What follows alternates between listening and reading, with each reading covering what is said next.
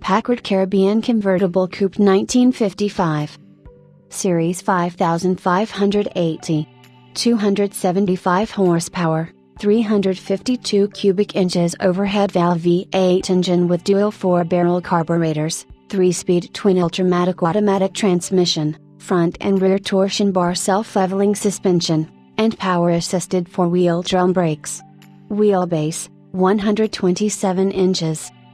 For over 50 years Packard had been one of America's top luxury car manufacturers and had held a status unprecedented among automobiles of the worldwide elite. Sadly, all of that would end in the late 1950s, as the result of a combination of bad business decisions, bad sales, and bad luck.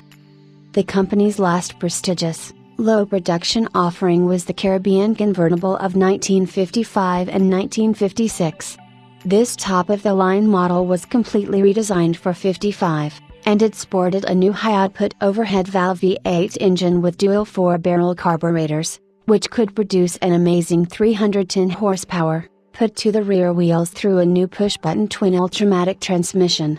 An innovative, new torsion bar suspension on the chassis featured automatic leveling to suit the road surface, making the 1955 Packard Caribbean the smoothest riding and best handling full-size car of its era. At $5,932, the Caribbean was breathtaking in more ways than one. Perhaps unsurprisingly, Packard built a mere 500 examples in 1955.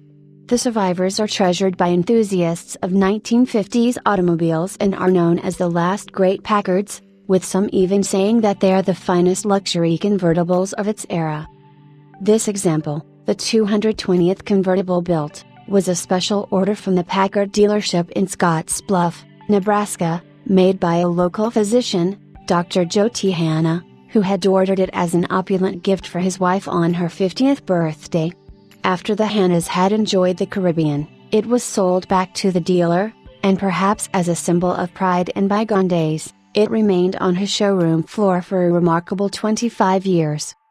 John J. Lee, of Roslyn, South Dakota, purchased the Caribbean from the dealer in July 1986, making him perhaps the last person to buy a used Packard from its original sales room. About 5 years later Mr. Lee drove the Caribbean south to Phoenix, Arizona, and for the next 14 years he would motor in style behind the wheel during his winter vacations in the Copper State. In 2004 he passed the car to another enthusiast, at which time it had recorded 62,000 actual miles. In this ownership the car underwent a complete 18-month, 1,500 man-hour cosmetic, mechanical, and electrical restoration, performed by Selco Restorations, of Richmond, Texas. Throughout the restoration, new old stock parts were used whenever possible to ensure authenticity.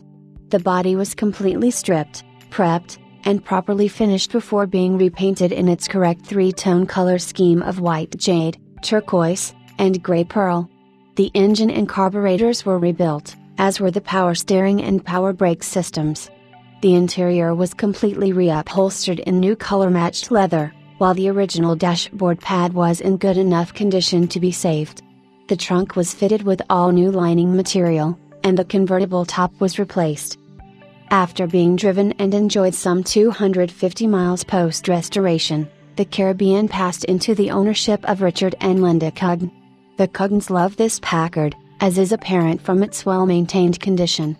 It is excellent overall and still shows beautifully, making it appropriate for Alcafields or Conquer appearances. Impressively, it was featured in the December 2012 issue of Motor Trend Classic, in which, in a nod to the comparison road tests of old, it was matched against a 1955 Eldorado, also from the Cuggan collection, and a 1956 Lincoln owned by another collector.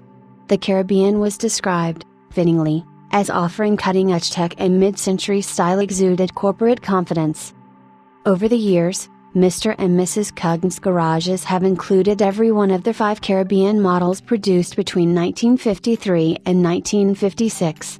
Eventually, they sold 4 of the 5, but they chose this beautifully presented 1955 as the one they would keep the longest. That is only fitting for one of America's great convertibles and for a car which has, for its entire life, enjoyed the caring long-term owners that the last, best Packard deserves.